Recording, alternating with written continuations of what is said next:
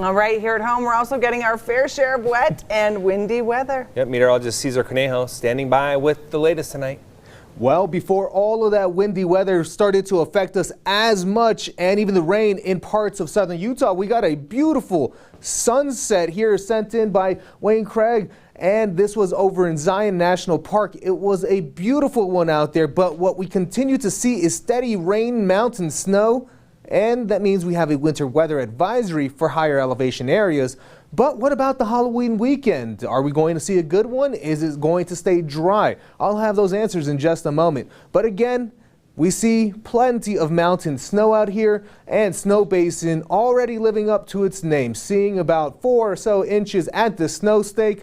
But here in the valleys, we continue to see plenty of rain. Outside the ABC4 News studio, just seeing plenty of cloud cover hanging around, and that persistent drizzle continuing to cause some issues for us. We continue to also cool down with temperatures hanging around the 40s for a lot of the Wasatch Front, now dropping into the 50s along areas such as St. George. We're seeing 40s in Cedar City and Milford. So overall cooling down as that colder northerly flow continues to move into our area, producing some rain as well. Again, high elevation snow. We even have this flood advisory for parts of the Wasatch Front, spanning parts of Salt Lake County, Salt Lake County, Davis, and Weber, stretching from Salt Lake City to Ogden.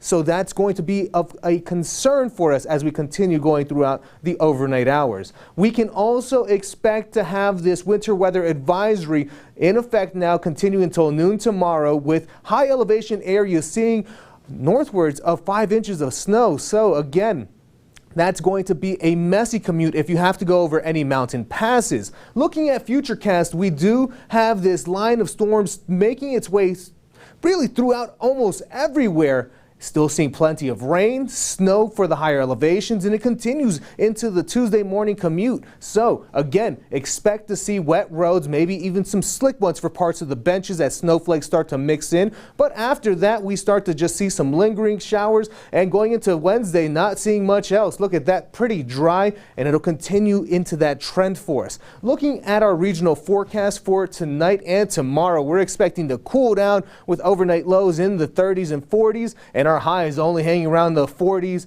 even some 30s, and a few 60s hanging around southern Utah. Again, St. George will be around those 60s for the next few days. Then we start to warm up, see some 70s going into the weekend, drier as well. But for the Wasatch Front, we'll see that, again, similar trend, starting to dry out slowly. But by the time we get towards Sunday, even Saturday, start to see a little bit of cloud cover, maybe a few spotty showers. But overall, still a lot warmer than what we will be seeing in the next 2 days.